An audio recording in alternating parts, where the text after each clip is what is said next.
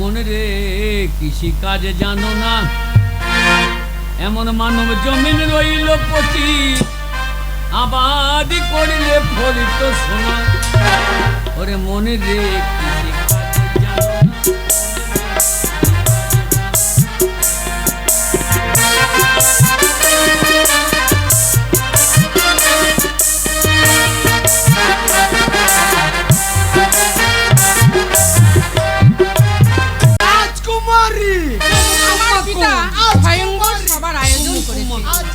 এই তো কত সুন্দর সুন্দর যুবরাজ, কত সুন্দর সুন্দর রাজারা এই রাজ সিংহাসনে উপবেশন করে আছে। আমি জানি না এই হাতের গাঁথামালা কাকে পরাবো। আমাকে আমাকে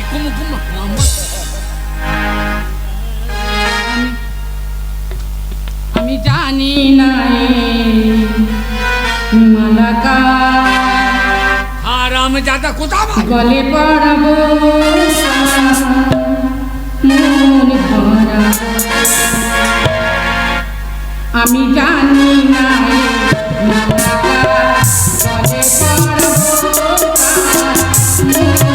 তুলে নাও ভগবান, আমার মা বাবাকে যখন তুলে নিয়েছো আমাকেও তোমার কাছে তুলে দাও। এ জীবন না রাখাই ভালো।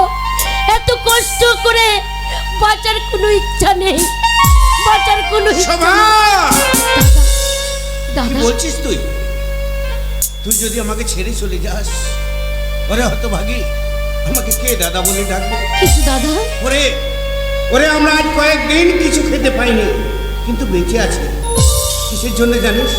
তুই যখন আমাকে দাদা বলে ডাকিস, আমার ক্ষুধার তৃষ্ণা সব দূর হয়ে যায়। কিন্তু দাদা আমি যা সহ্য করতে পারছি না।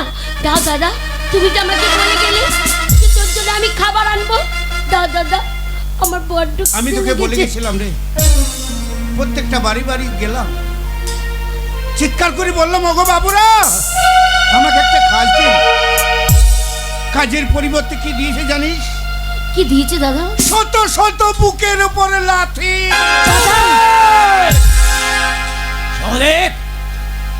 ভিক্ষার ছুরি কাঁধে নিয়ে তুমি ধর্মরাজ্য পরিত্যাগ করে রাতের অন্ধকারে চলে যাচ্ছ বোনের হাত ধরে। এত বড় সাহস! ধর্মরাজ্যের রাজাকে না জানিয়ে খাজনার টাকা না দিয়ে আজ তুমি ধর্মরাজ্য পরিত্যাগ করে চলে। হ্যাঁ দাদা, ঠিকই বলেছে। চলো দাদা, আমরা অনেক দূরে চলে যাব, তাহলে তোমাকে খাজনা শোধ করতে হবে না। কোথায় পাবে তুমি খাজনা? তাই কি করে তুমি শোধ করবে দাদা? চলো দাদা, আমরা দুজনে পালি। দাঁড়াও! খাজনার টাকা কোথায় পাবে, কেমন করে দেবে, তাও কি সেনাপতি চন্দ্রসেন বলে দেবে?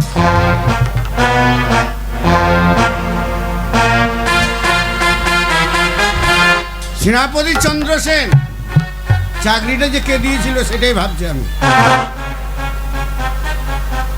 আপনি তো জানেন, দেখছেন, পর 3 বছর অনাবৃষ্টির জন্য মাঠে ফসল ফলাতে পারিনি, সময় মতো দুবেলা দুমুঠো খেতে পাই না, কেমন করে দেবো খাজনা? বললাম তো, তাই তাই তাই আপনি চলে যান, এখন আমরা খাজনা দিতে পারবো না। খাজনা দিতে যদি না পারো, এক কাজ করো, তোমার যে বোন শোভা একটি রাতের চলো আমার বাবার বাড়ি।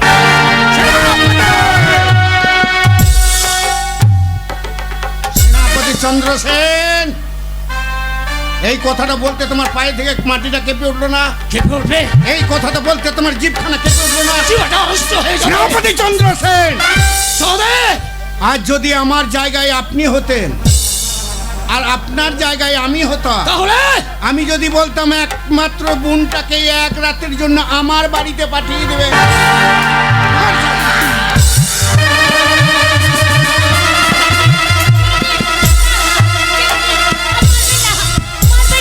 ছেড়ে দিন, আমরা দুটো ভাই পড়ছি, ছেড়ে দিন, ছেড়ে দিন দাদা, দাদা, দাদা।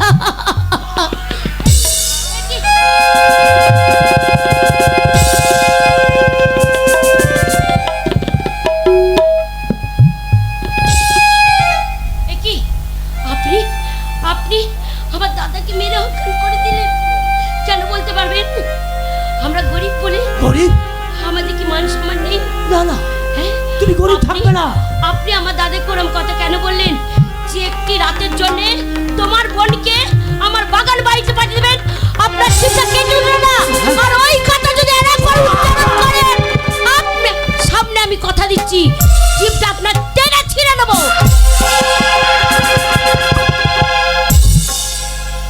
এ তোর সাহস! সেনাপতি চন্দ্রসেনের জীবাটা টেনে আমাকে মাটিতে হ্যাঁ হ্যাঁ বলেছি, আর প্রত্যেকটা লোককে ডেকে ডেকে বলবো আপনি একটা চরিত্রহীন, আপনি একটা লম্পট। তাহলে তুইও দেখ অনেক বিষাক্ত করতে হে নরম দেহারি করছিল। আমার দিকে এগিয়ে আসবেন না, আমি একবার বলে দিচ্ছি আমি কিন্তু চিৎকার করবো। আমার দিকে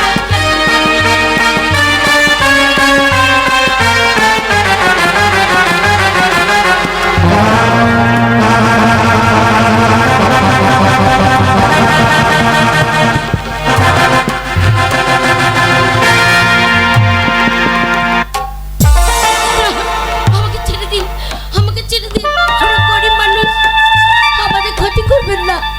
আমি যে মুখ দেখাতে পারবো না, ছেড়ে দেওয়ার জন্য লোক আমাকে আসেনি। ছি করবে। ছেড়ে দিন, ছেড়ে দিন।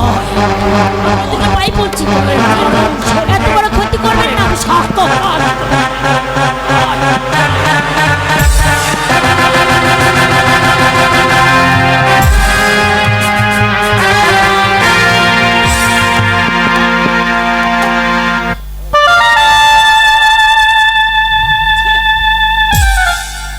গরিব মানুষ, গায়ে দুর্গন্ধ, না পায় দুটো পেট ভরে খেতে, না পায় পরিধানে একখানা ভালো বস্ত্র।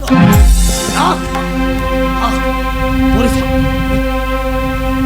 কি করলেন? এ কি করলেন আপনি?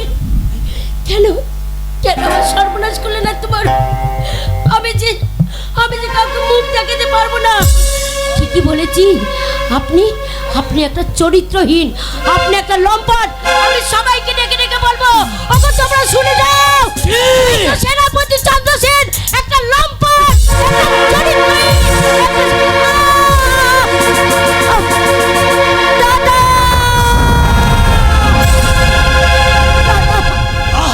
দাদা! আমি এখান থেকে এই মুহূর্তে পরিত্যাগ। দাদা, তুমি একবার উঠে দেখো দাদা, তোমার বোন যে তোমাকে ছেড়ে অনেক দূরে চলে গেল, আর যে তোমাকে জ্বালাবে না দাদা। আর বলবে না দাদা, আমি খিদের জ্বালা সহ্য করতে পারছি না, তুমি আমাকে দুমুঠো খেতে দাও। দাদা, সেনাপতি চন্দ্রসেন আমার সর্বনাশ করেছে, আমাকে যে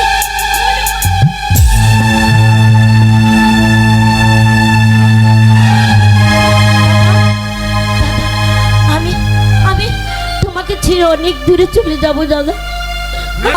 আর আর তোমাকে দাদা বলে ডাকতে পারবো না, আর যে তোমার কপালে ভাই ফোঁটা দিতে পারবো না। দাদা, আমি যাওয়ার সময় তোমার কাছে কিছু চাইবো, তুমি দেবে না? ছোট থেকে তোমার কাছে খাবার ছাড়া কিছু চাইনি দাদা, আজকে বড় শখ করছে দাদা। কথা দাও তুমি দেবে? হ্যাঁ দাদা, তোমার বোনকে ওই চন্দ্রসেন সেনাপতি যে খুন করেছে, তার প্রতিশোধ নেবে। দাও কথা দাও।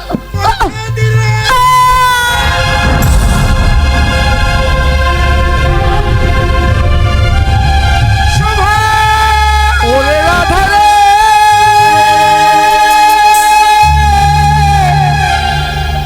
রাধা রে,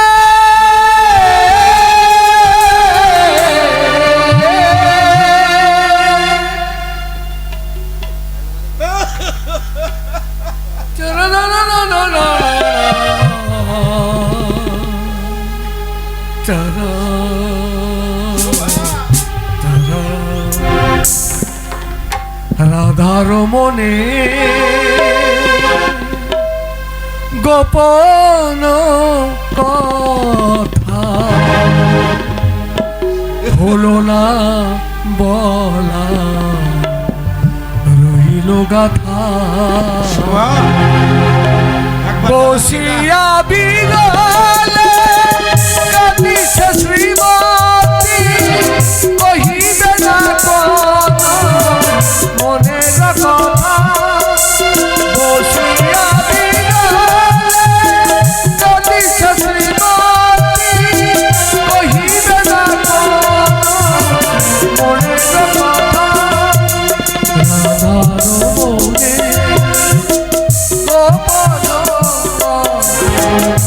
হলো না রইল কথা, রাধার মনে শোভা,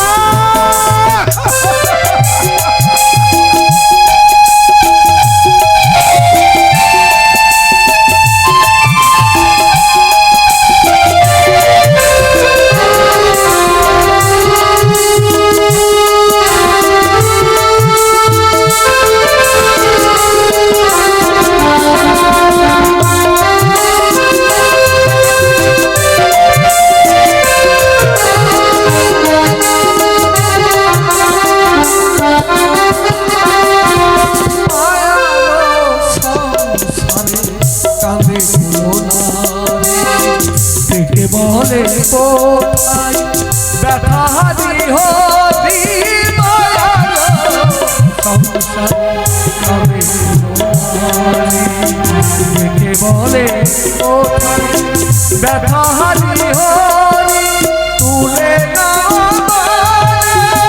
তোমার চরণে জ্বালায় মরণে আকুলতা তুলে না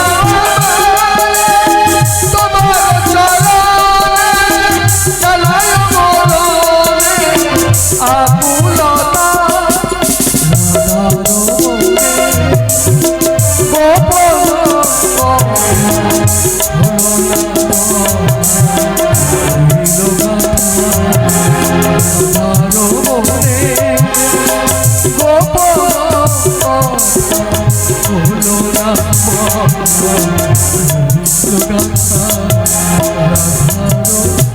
ওরে রাধা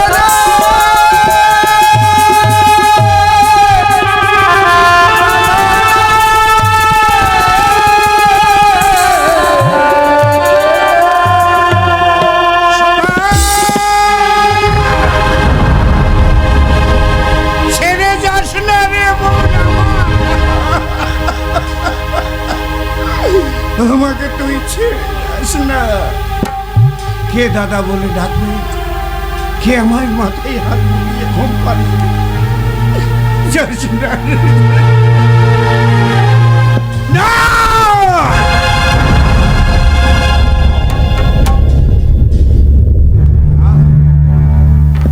না না না না, আর আমি কাঁদবো না, আর আমি চোখের জল ফেলবো না। কি এমন অপরাধ করেছিল আমার এই ছোট্ট বোনটা, যার জন্যে আজ তার সতীত্ব নাশ করে তাকে পৃথিবী থেকে শেষ করে দিল। নিষ্ঠুর সমাজ দাঁড়িয়ে দাঁড়িয়ে দেখলো, কেউ তার করলো না প্রতিবাদ। প্রতিশোধ মৃত্যুকালে বলে গেছে, দাদা তুই আমার প্রতিশোধ নিস। চরম প্রতিশোধ। যে শয়তানা বিনা দোষে বিনা অপরাধে অসংখ্য মা বোনের ইজ্জত নিয়ে ছিনিয়ে ফেলছে, যে শয়তানা বিনা দোষে বিনা অপরাধে অসংখ্য গরিব মেহনতি মানুষের উপর চালকের আঘাত করছে, নেব চরম চরম প্রতিশোধ। নাম থেকে থেমে গেল মোর জীবন। শক্তি দাও আমার জননী। এই পৃথিবীতে হবে না কেউ ধাক্কা। আজ হতে ভিখারি সহজে মরে গেল।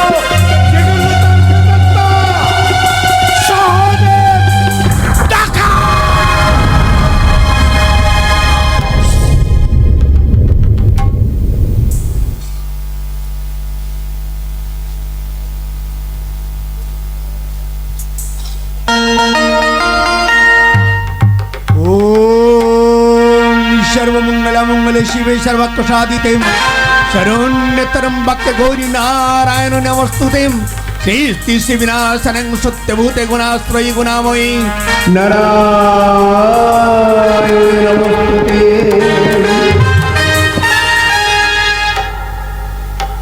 এ আমার প্রীতি প্রদত্ত রাজ সিংহাসনে আমি অধিবেশন করেছি।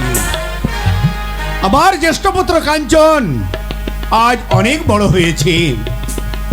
আগামী এই মাঘী পূর্ণিমায় আমার মনের অভিপ্রায় আমার পুত্রকে আমি রাজ সিংহাসন অর্পণ করব।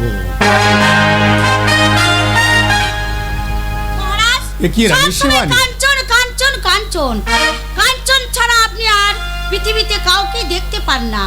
তাই বলছি মহারাজ, আপনার কাঞ্চন পুত্রকে আপনি রাজ সিংহাসনে উপবেশন করাতে চান, কিন্তু না মহারাজ, কিন্তু আমার পুত্র অমলের কি হবে মহারাজ? এত বিচলিত হয়েও না শিবানী। তোমার পুত্র যৎকের, আমার কাঞ্চনও তৎকের। সৎমায়ের সন্তান বলে তোকে অবজ্ঞা করো না, অবহেলা করো না।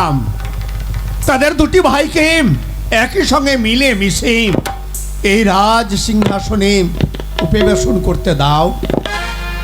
তার দাদার পাশে লক্ষণের মতো ছত্র দাঁড়িয়ে থাকবে। ওকে তুমি বিচলিত করতে দিও না, তুমি বিচলিত হইও না। দেখবে মা বলে ডাকলেম তোমার মনের গ্লানি, তোমার মনের আঘাত, তোমার সব কিছু দূর হয়ে যাবে। তুমি তোমার সন্তানকে নিয়ে এইভাবে তুমি বিভাগ টেনে নিয়ে শোনা। পিতা, পিতা, মনে আমার ভালোবাসো না, যাবো গভীর বনানের মধ্যে শিকার করতে, তাই আপনার অনুমতি নিতে এসেছি পিতা। একই পুত্র, গভীর বনানীর মাঝে তুমি শিকারে যাবে। হ্যাঁ পিতা। কিন্তু তোমাকে আমি একা কি করে গভীর বনানীর মাঝে আমি ছাড়ি? তাহলে দাঁড়াও, সঙ্গে কে যাবে? দাঁড়াও দাঁড়াও দাঁড়াও দাঁড়াও।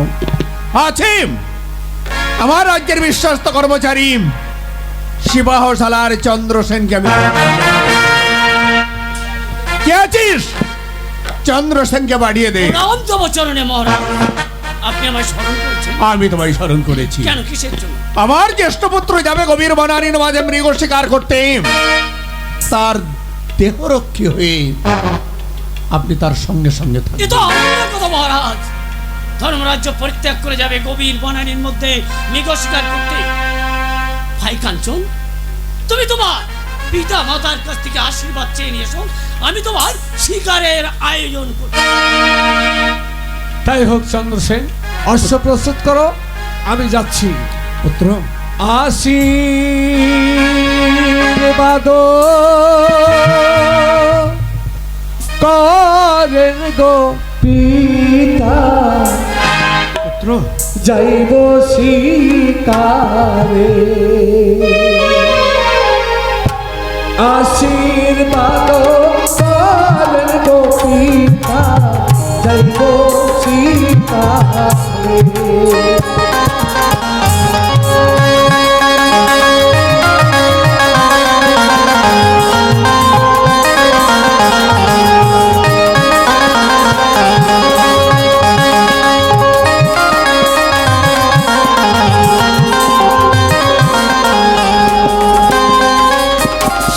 শিকারেতে যাইব আমি গো, ও বিষাদ লয়ে হাতে, মনের মতো করব শিকার ঘুরি বলে বলে।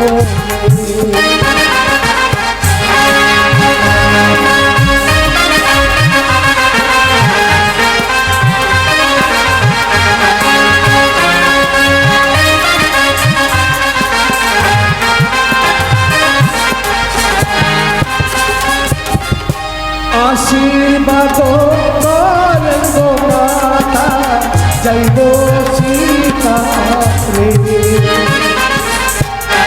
আশীর্বাদ করেন গো মাতা, যাইব শিকারে।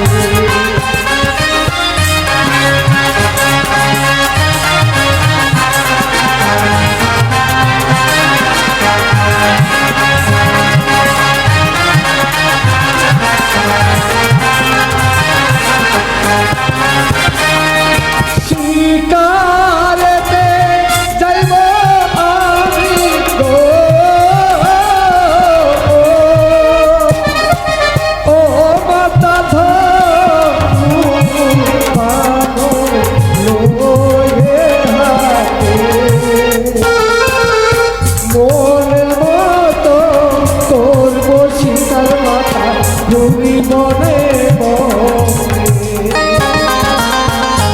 আশীর্বাদ করেন গো মাতা যাইব শিকারে আশীর্বাদ করেন গো পিতা যাইব শিকারে। যাও পুত্র যাও, আমি তোমাকে প্রাণ ভরে আশীর্বাদ করলাম, সরাসর সঙ্গে করে নিয়ে গিয়ে তুমি মানে সেখান থেকে শিকার করে হাসি মুখে ফিরে এসে। পিতা যাকে মা বলে রেখেছি সেই মা জামাই আশীর্বাদ করলো না, মুখ ফিরিয়ে নিল। পুত্র আমার, এই মহৎ এখানকার বাইরে কোনোদিনই তোমাকে পাঠাতে পারেনি, তাই তুমি গভীর বনানীর মাঝে শিকারে যাবে, তাই তোমার মা মনে বড় ব্যথা পাচ্ছে। দুঃখ পেও না জননী, দুঃখ পেও না, আমি তোমায় কথা দিলাম তুমি আশীর্বাদ করো।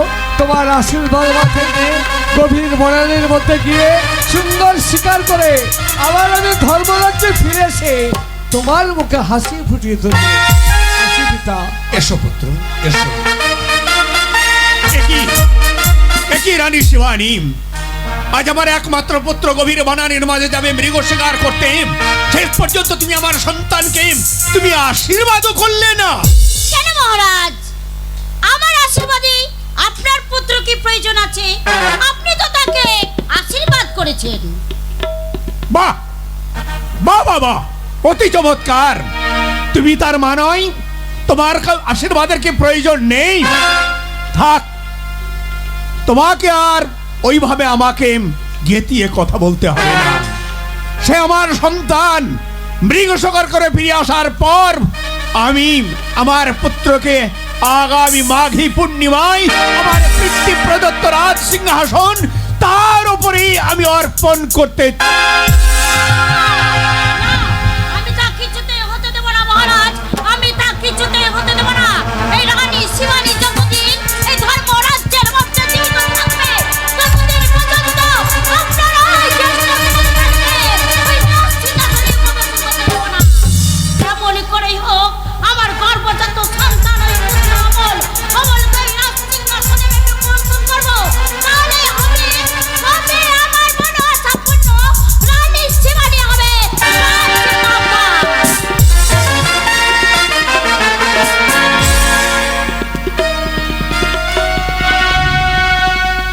প্রতিদিন মা কমলার মন্দিরে এসে আমি মায়ের পুজো করি, তাই তো আজকেও এসেছি। মা গো, অভিমান করে আমার কাছ থেকে দূরে সরে থেকো না, তুমি আমায় দেখা দাও মা, তুমি আমায় দেখা দাও। ও মা কমলা,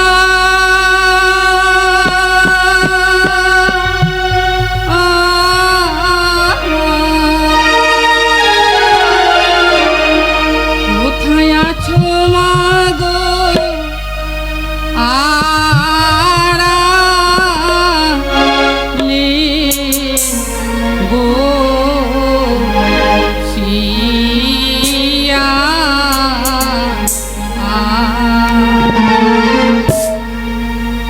দেখা দাও ঘাটে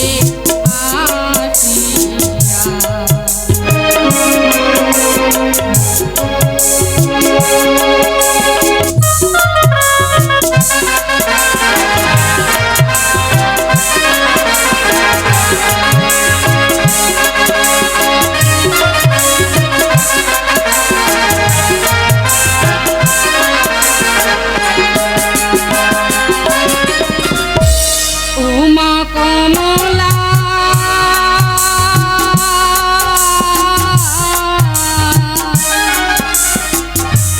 কোথায় আছো মা গো? আড়ালে গো শিয়া দেখা দাও মা গো ঘাটে আসিয়া।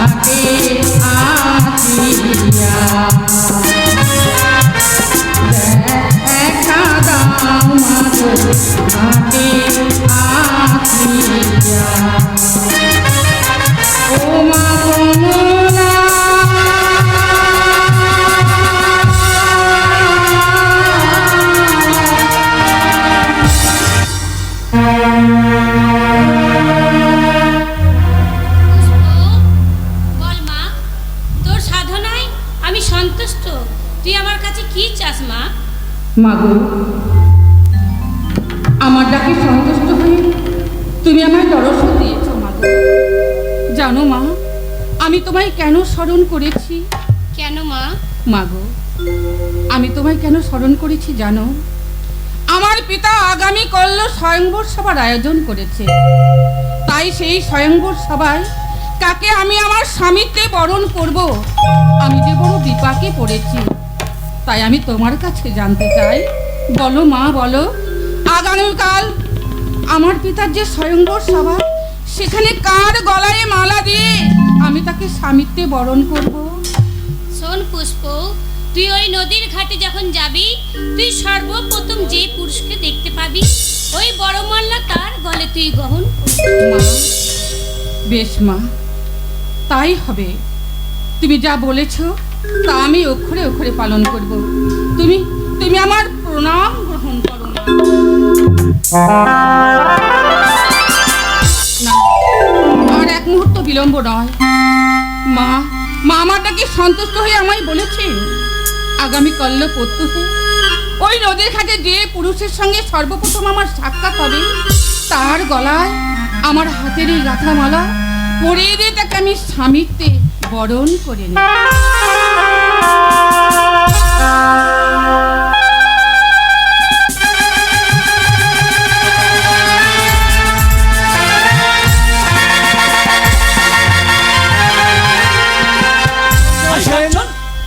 গভীর বনের মধ্যে প্রবেশ করলাম, হ্যাঁ কিন্তু একটা শিকারও দেখছি না। ভাই কাঞ্চন, তাহলে কি খালি হাতে ফিরতে হবে? তাই বললে হবে? তুমি রাজপুত্র, আগামী মাঘী পূর্ণিমায় তোমাকে পিতা রাজসিংহাসনে বসাবে। আর যদি স্বীকার করে ফিরে না যাও, সবাই তোমাকে তুচ্ছা বলবে। চন্দ্রসেন, আমি জানি আমার পিতার সঙ্গে প্রতিনিয়ত তুমি আসতে তার দেহরক্ষী হয়ে। তা তুমি তো নিশ্চয়ই জানো যে কোথায় শিকার পাওয়া যাবে। তুমি যাও দক্ষিণ সীমান্তে, আমি যাবো পূর্ব সীমান্তে। যেমন করে হোক শিকার করতে হবে। চন্দ্রসেন, এ কি হলো? এ কি ভাই? হঠাৎ যেন গলাটা শুকিয়ে যাচ্ছে। আমার মন বলছে বিন্দুমাত্র জল পান না করলে আর আমি কোথাও যেতে পারবো না। ভাই কাঞ্চন, একটু জল দান করো। ভাই কাঞ্চন, বিশ্ব নিত্য হতে আমরা এসেছি গভীর বনের মধ্যে শিকার করতে। আমি এই সময় আমি কোথায় বাড়ি পাই? তাই শোনো, এক কাজ করো ভাই, ওই অদূরে চেয়ে দেখো ঝর্ণার বাড়ি আজ বয়ে চলেছে। তুমি যাও ওই ঝর্ণার বাড়ি তুমি পান করে এসো। আমি চললাম তোমার জন্য পশ্চিম সীমান্তে। বেশ, তবে তাই হোক। আমি ধীরে ধীরে ঝর্ণার ওই বাড়ির দিকে এগিয়ে যাই। ঝর্ণার বাড়ি পান করে আবার আমি শিকার করব।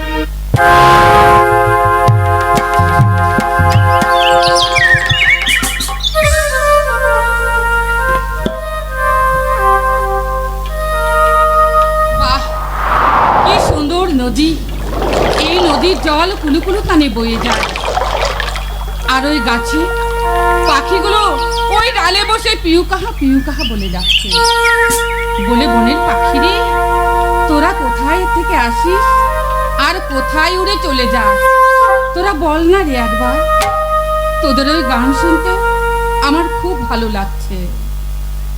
বনের পাখি রে,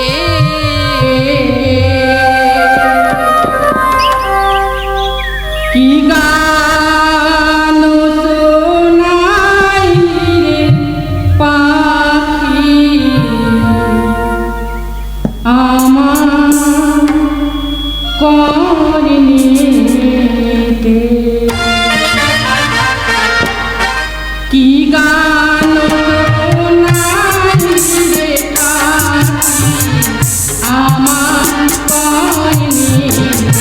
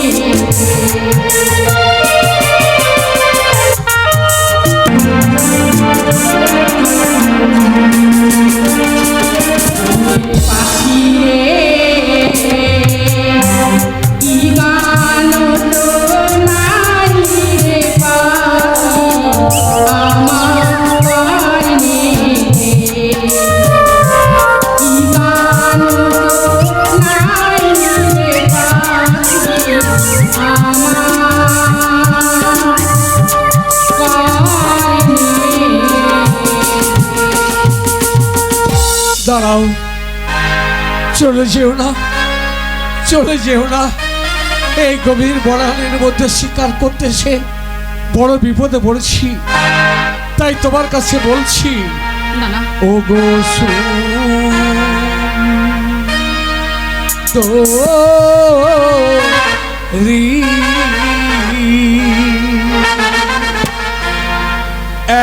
এক বিন্দু জল দাও মোরে, পিপাসায় মরি।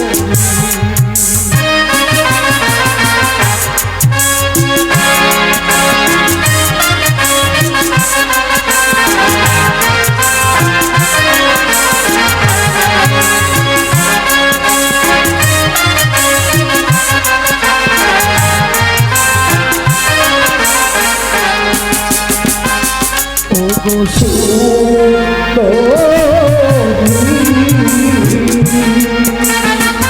এক বিন্দু জল দাও মোরে, পিপাসায় মরি।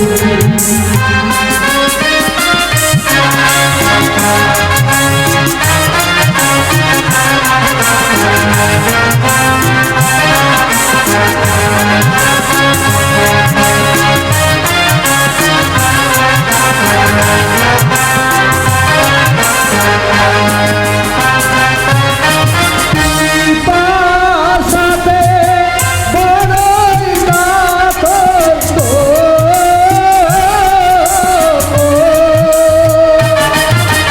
ও কন্যা তাই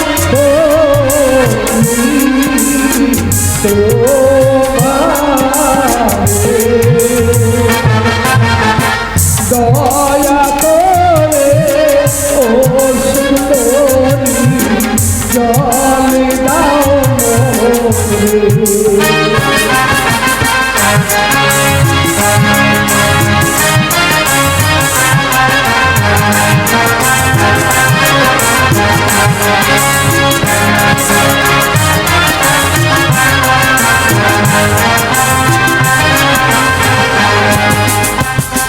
ও গো সুন্দরী,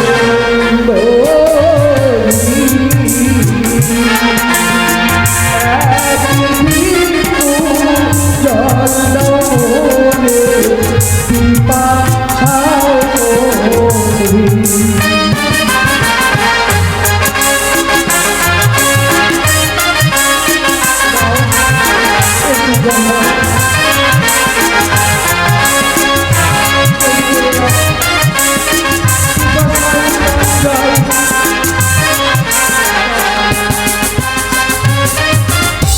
না না, আমি যাকে তাকে জল দিতে পারবো না।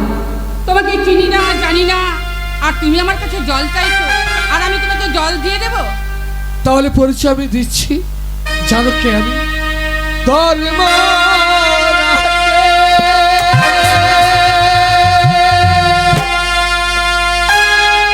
বাড়ি আমার গো, ও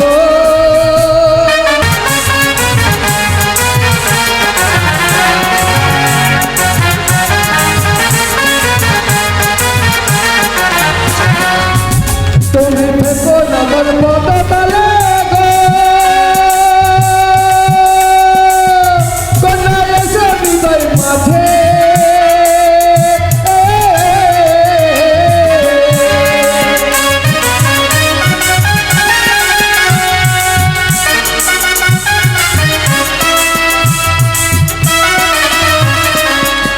আমার হৃদয়ে বসিয়া কন্যা, হৃদয়ে বসিয়া কন্যা পূজা করো আমার কন্যা তুমি ও তুমি না করি কন্যা তুমি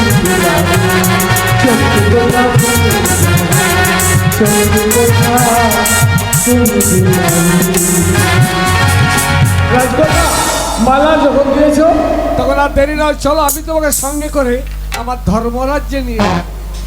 কি হলো? তুমি আমায় সঙ্গে করে ধর্মরাজ্যে নিয়ে যাবে? না কুমার, তা হতে পারে না। কেন? এখন এইভাবে আমি তোমার সঙ্গে ধর্মরাজ্যে যেতে পারবো না।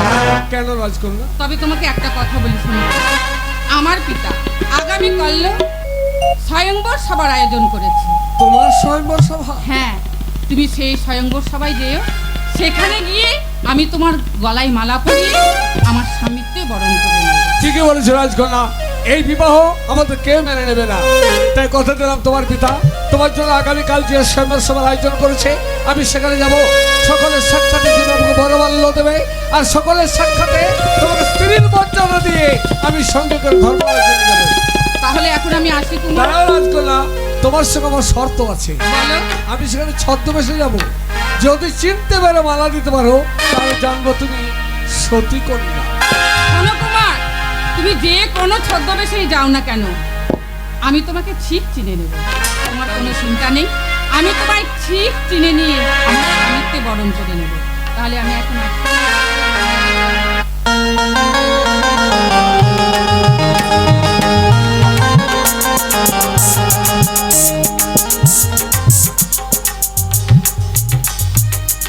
সর্বনাশ, রাজকন্যা চলে গেল, বুকের মধ্যে আমার আগুন জ্বালিয়ে দিয়ে গেল। কি বলে গেল আগামীকাল স্বয়ংবর সভা? বেশ, যাবো রাজকন্যা, তোমার স্বয়ংবর সভা আমি যাবো। কিন্তু আমি যে শিকার করতে এলাম, শিকার করতেছে এখন পানি দিয়েছি ভুলে রে, কি বান মারবো হরিণের বুকে। ওই আমি পানি দিয়েছি ভুলে রে, কি বান মারবো হরিণের বুকে। ওই আমি পানি দিয়েছি ভুলে রে, কি বান মারবো হরিণের বুকে।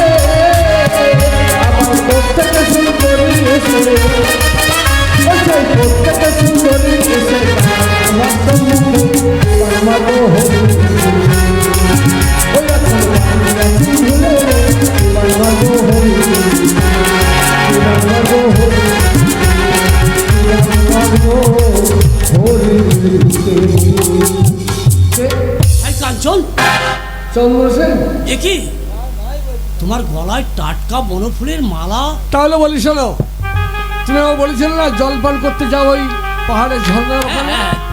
তোমার কথা বলে আমি গেলাম, তারপর সেখানে জল না পেয়ে ছুটতে ছুটতে নদীর তীরে গিয়ে দেখি এক সুন্দরী, সে আমাকে জলদান করেছে, আর তার সঙ্গে তার হাতের গাঁথা মালাটা আমায় পরিয়ে দিয়ে স্বামীর রূপে গ্রহণ করেছে। সে কি করে সম্ভব?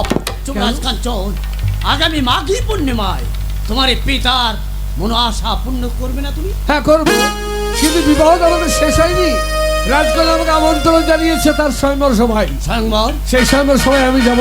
সকলের সাক্ষাতে সে আমাকে বরমাল্য দেবে, আর সকলের সাক্ষাতে তাকে স্ত্রীর মর্যাদা দিয়ে আমি রাজবরুর বধূ করে তাকে আনন্দের কথা, আনন্দের কথা।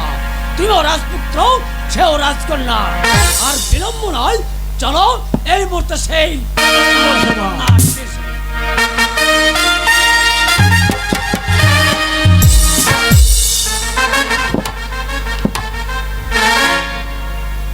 মনে রে কৃষি কাজে জানো না, এমন মানব জমিন রইল পতি, আবাদি করিলে ফলিত সোনা। ওরে মনে রে